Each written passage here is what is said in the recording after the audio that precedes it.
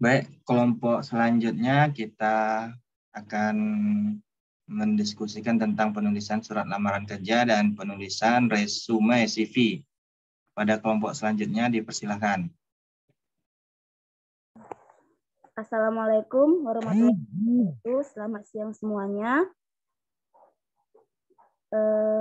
Pada siang hari ini kami akan mempresentasikan tentang penulisan surat lamaran kerja dan penulisan resume CV dari kelompok 4. Sebelum kami memulai presentasi, kami akan memperkenalkan anggota kami terlebih dahulu.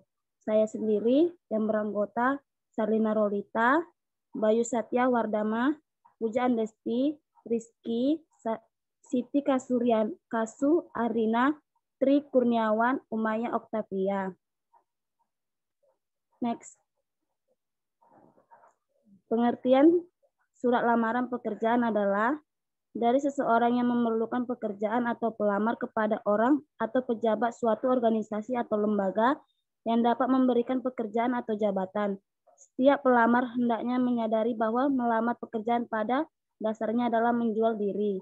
Artinya pelamar harus dapat mempromosikan dirinya sewajar dengan cara menyebutkan kualifikasi agar kemampuannya tergambar secara jelas.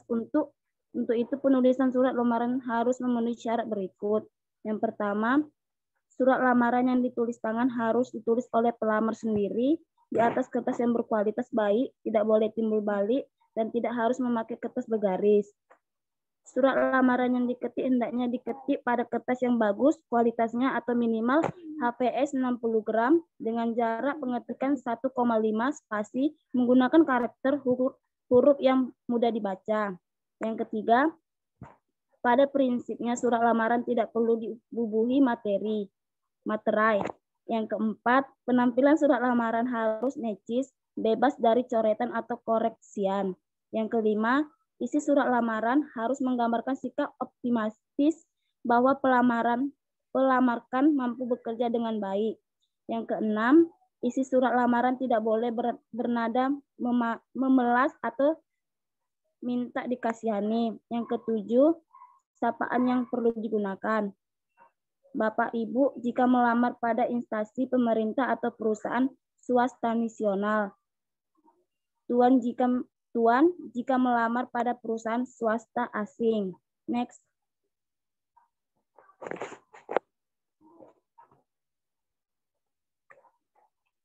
Baiklah, selanjutnya akan dibacakan oleh rekan saya. Struktur penulisan surat lamaran kerja. Dalam surat lamaran pekerjaan, terdapat unsur-unsur sebagai berikut. Yang pertama, tanggal surat, salah pembukaan surat, isi, lampiran atau syarat lamaran, dan yang terakhir penutup surat. Sebagai surat resmi, surat lamaran pekerjaan ditujukan kepada sebuah lembaga. Surat tersebut disusun berdasarkan iklan lowongan pekerjaan yang dimuat di surat kabar, majalah, televisi, radio, dan sebagainya. Surat lamaran pekerjaan dapat pula dibuat berdasarkan inisiatif atau kemauan sendiri atau si pelamar. Surat lamaran pekerjaan ditulis tangan di atas kertas bermaterai.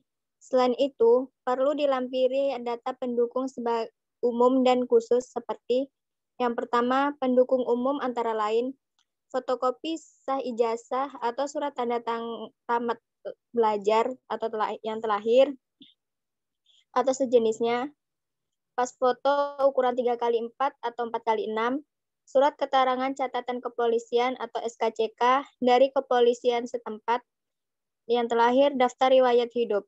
Yang kedua, pendukung khusus sebagaimana dipersyaratkan dalam iklan lowongan seperti sertifikat kursus komputer, sertifikat terampil berbahasa Inggris atau aktif, surat izin mengemudi SIM, surat persetujuan dari orang tua, surat keterangan pengalaman bekerja. Next. Pendekatan AIDA. Pendekatan yang dapat digunakan dalam membuat surat lamaran kerja adalah pendekatan Attention, Insert, Desire, and Action atau AIDA. Penjelasan lebih rinci tentang masing-masing pendekatan AIDA tersebut dapat dijelaskan sebagai berikut.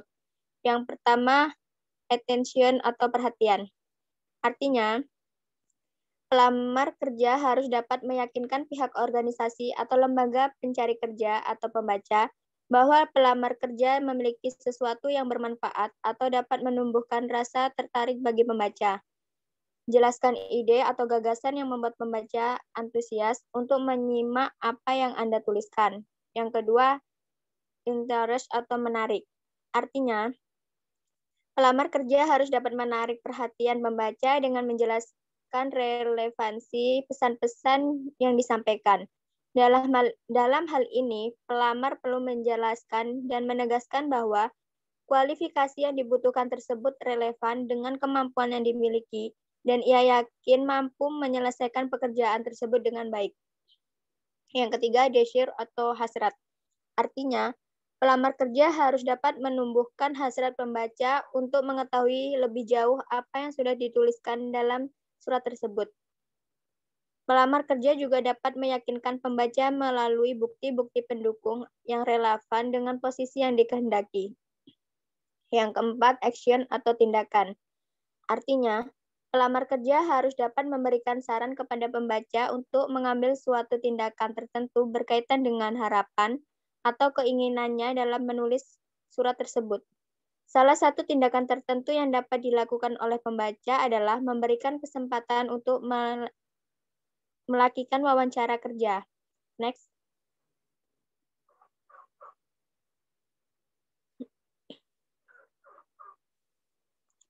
Next, Riz. Pengorganisasian surat lamaran kerja. Yang pertama, paragraf pembuka. Surat yang tadi, Riz. Yang pertama, paragraf pembuka. Surat lamaran kerja sebagaimana bentuk surat-surat bisnis yang lain. Harus dibuat sebaik mungkin dan menarik perhatian bagi pembaca.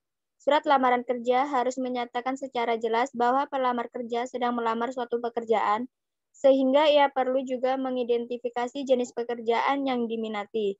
Surat lamaran kerja yang baik, yang menarik perhatian pembacanya, perlu mencantumkan hal-hal sebagai berikut. Yang pertama, rangkuman. Pada bagian awal surat lamaran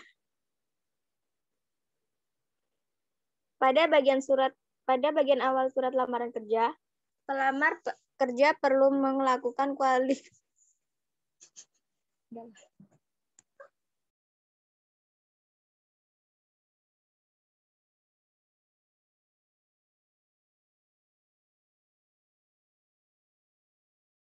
Yang pertama, rangkuman. Pada bagian awal surat lamaran kerja, pelamar kerja perlu mengemukakan kualifikasi yang dimiliki, yang paling relevan dengan jabatan yang diinginkan, dan jelaskan bahwa kualifikasi tersebut akan menguntungkan atau memberikan manfaat bagi perusahaan atau lembaga yang dilamar. Yang kedua, nama. Pelamar kerja dapat menyebutkan nama seseorang yang sudah dikenal oleh pembaca atau yang melamar pekerjaan. Atau seseorang yang menyarankan pelamar kerja untuk melamar pekerjaan di perusahaan atau lembaga tersebut. Yang C, sumber publikasi. Sebutkan dari mana pelamar kerja dapat informasi tentang adanya lowongan kerja di perusahaan tersebut. Sumber informasi di antara lain surat kabar, majalah, radio.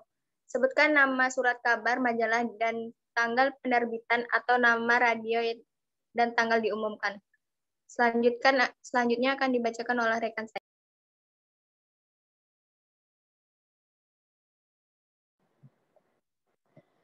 Yang D, pertanyaan. Gunakan kalimat tanya pada awal paragraf untuk menarik perhatian pembaca yang menunjukkan bahwa pelamar kerja mengetahui problem, kebutuhan, dan tujuan suatu organisasi serta mempunyai keinginan untuk membantu memecahkan masalah tersebut. Jadi hal ini akan memberikan manfaat bagi pembaca. Yang E, cuplikan berita.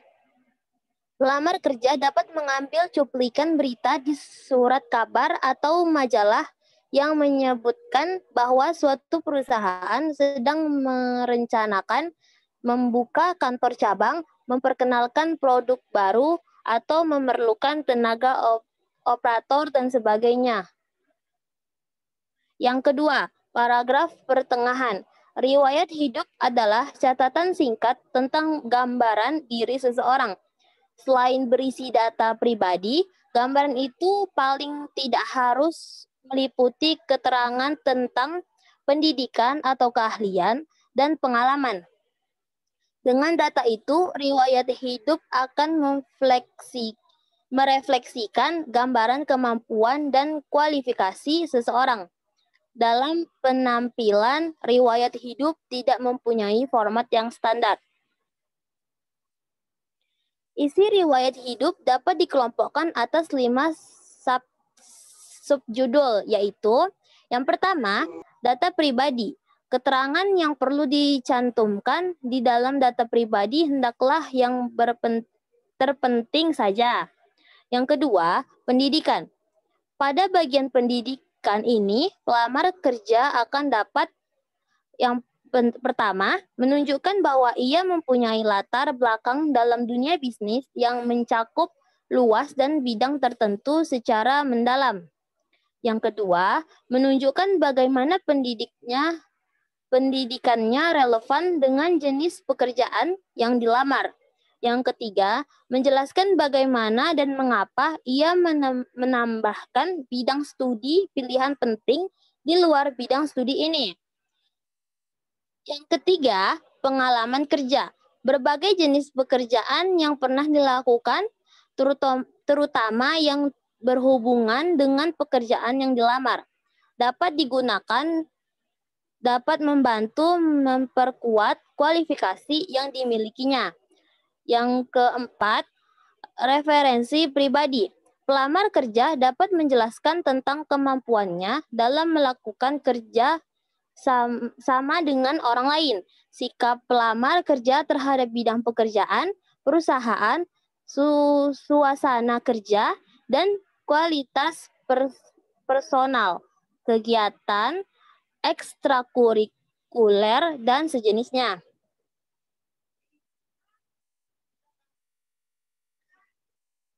Ketiga, paragraf penutup. Paragraf terakhir dari surat lamaran kerja adalah umum berisi suatu harapan tindakan sebagaimana yang terdapat pada surat-surat penjualan. Pelamar kerja dengan jelas menyatakan keinginannya untuk melakukan wawancara sesuai dengan waktu yang telah disediakan oleh organisasi, perusahaan, atau lembaga yang dilamar. Untuk mempermudah pihak perusahaan menghubunginya, pelamar kerja perlu memberikan alamat yang jelas dan lengkap, termasuk nomor telepon, fiksi mail, alamat email, dan jam berapa pelamar kerja dapat dihubungi, pagi, siang, ataupun malam hari.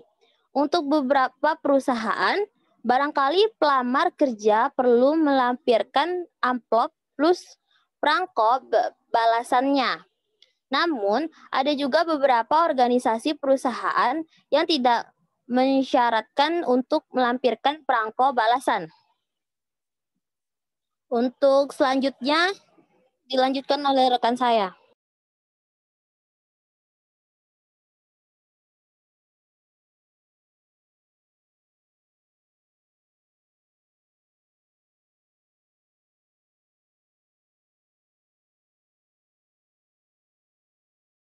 Baiklah, saya akan melanjutkan membacanya. Yang pertama, tips untuk pelamar kerja. Yang perlu Anda perhatikan, yang pertama, pelamar kerja harus mempunyai kualifikasi untuk pengalaman kerja untuk posisi pekerjaan yang telah dikehendaki. Yang kedua, bangkitkan pembaca bukan dari sudut pandang penulis. Yang ketiga, tekankan hal-hal yang membedakan dengan pelamar lainnya. Yang keempat, minat terhadap kualifikasi yang dimiliki. Yang kelima, tunjukkan hal-hal yang positif. Yang keenam, usahakan surat lamaran pekerjaan rapi, bersih, dan menarik. Yang ketujuh, tulislah surat dari sudut pandang.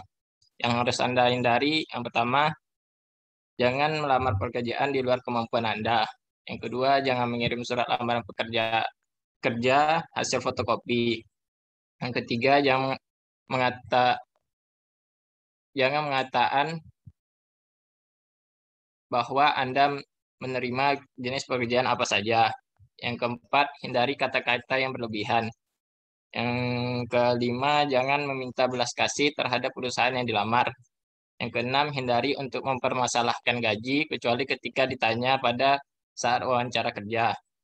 Yang ketujuh, jangan memberikan komentar langsung tentang karakter pribadi.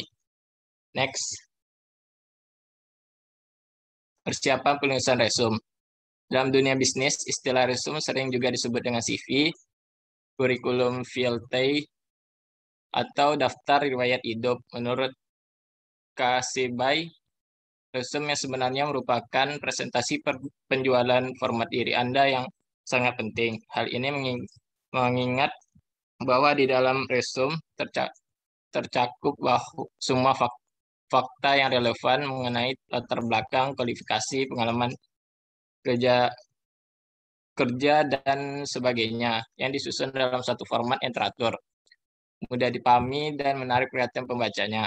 Secara umum, resume adalah suatu daftar dokumen yang berisi kualifikasi dan jalur karir Anda yang disusun secara teratur, rapi dan menarik perhatian pembaca. Melalui resume ini, diharapkan pimpinan suatu organisasi atau perusahaan sudah dapat mengetahui kemampuan Anda, walaupun belum pernah bertemu secara langsung dengan Anda. Oleh karena itu, resume yang Anda buat harus dibuat sedemikian rupa sehingga menarik perhatian pembaca. Next. Dalam mempersiapkan resume, ada 3 hal yang harus dilakukan, yaitu yang pertama mencari informasi penting. Sebelum membuat resume, langkah pertama yang perlu Anda lakukan adalah mencari bagian informasi yang penting yang relevan dengan jenis pekerjaan yang Anda inginkan. Anda dapat melakukan yang pertama analisis diri. Analisis diri ini akan dapat membantu Anda dalam mengenal diri sendiri secara lebih dalam, termasuk semua kelebihan dan kekurangan, untuk mempermudah menentukan siapa Anda. Yang kedua, analisis karir. Sebagaimana dalam melakukan analisis diri, Anda perlu juga membuat dan menjawab segala macam pertanyaan yang berkaitan dengan karir Anda di masa depan. Oleh karena itu, cobalah Anda menggali sebanyak mungkin pertanyaan yang berkaitan dengan karir yang akan Anda pilih. Yang ketiga, analisis pekerjaan. Secara umum, para lulusan suatu perguruan tinggi sedikit atau belum memiliki pengalaman kerja. Pada tahap-tahap awal memasuki kerja, perusahaan telah menyediakan suatu program orientasi atau pelatihan kepada mereka yang baru diterima sebagai karyawan suatu perusahaan. Oleh karena itu, sebelum menyusun suatu resume. Next. Perencanaan resume. Dalam merencanakan resume ada 3 hal yang perlu diperhatikan, yaitu A. Tujuan karir. Anda harus memutuskan posisi apa yang Anda minati atau yang akan menjadi tujuan karir Anda. Misalnya posisi manajer sumber daya manusia, manajer pemasaran, manajer produksi atau operasi, manajer pemeliharaan, manajer keuangan, supervisor penjualan, sekretaris, operator, dan sebagainya. Yang B. Informasi pribadi. Data pribadi yang tercantum dalam resume adalah nama, tempat dan tanggal lahir, alamat rumah, dan jenis kelamin. Anda mungkin dapat menambahkan data lain yang berkaitan erat dengan jenis pekerjaan yang dipilih. C. Referensi. Beberapa referensi mungkin perlu dilampirkan di dalam resume. Referensi adalah orang-orang tertentu yang akan memberikan surat rekomendasi kepada Anda, yang berisi tentang berbagai hal yang mereka ketahui semasa mereka mengenal Anda. Orang-orang yang memberikan referensi akan menambah kredibilitas pencarian referensi. Oleh karena itu, orang-orang yang memberikan referensi tersebut perlu mencantumkan nama, alamat, nomor telepon, fax, email, atau email, elektronik mail. Orang tua, saudara kandung, dan teman terdekat Anda tidak dapat dijadikan sebagai bahan referensi. Yang layak menjadi referensi antara lain adalah dosen yang pernah mengajar Anda semasa kuliah atau manajer tempat Anda pernah bekerja. Selanjutnya akan dibacakan oleh teman kelompok saya.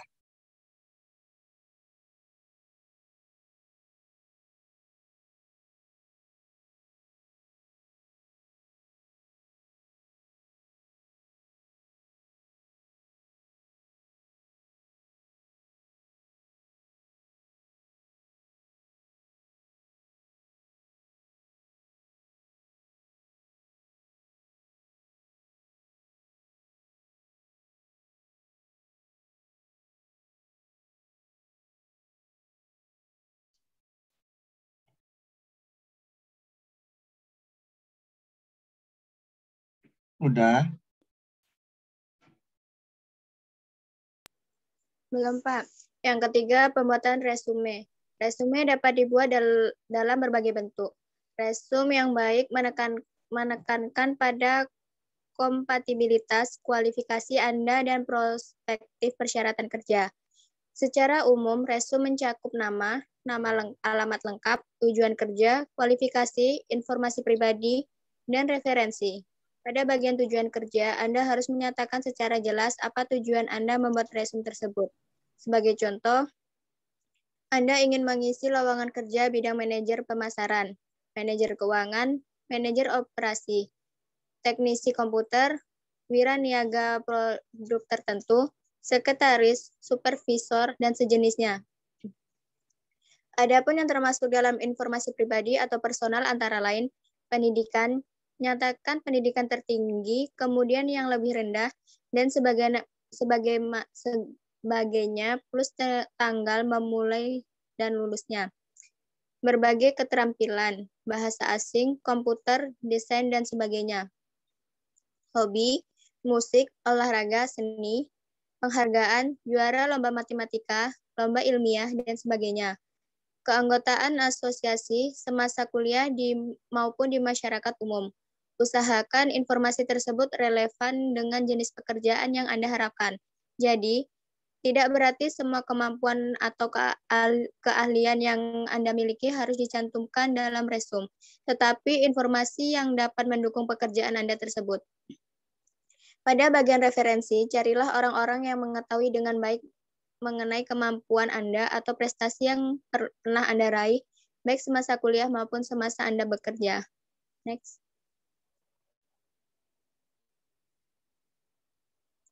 Empat, perencanaan pengorganisasian.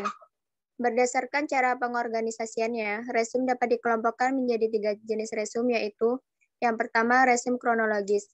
Adalah cara pengorganisasian resume yang didasarkan pada kronologisnya, yaitu pendidikan dan pengalaman sebagai judul isinya. Informasi terkini sebaiknya ditempatkan pada urutan pertama, lalu diikuti berikutnya. Misalnya penulisan jenjang pendidikan, dimulai dari jenjang pendidikan tertinggi.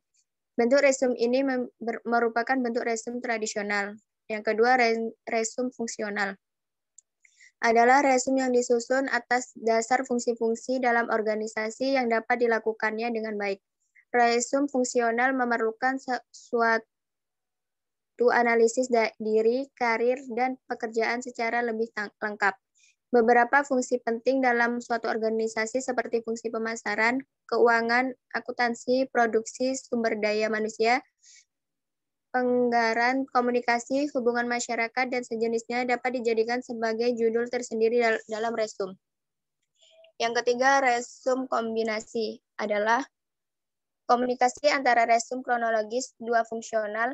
Bentuk resume kombinasi tersebut memberikan suatu keyakinan bahwa persyaratan pendidikan dan pengalaman terpenuhi dan masih menggunakan judul-judul lain yang lebih menekankan pada kualifikasi yang dibutuhkan atau resume fungsional. Next. Baiklah, kami telah selesai mempresentasikan materi kami. Selanjutnya kami akan membuka sesi pertanyaan. Terima kasih.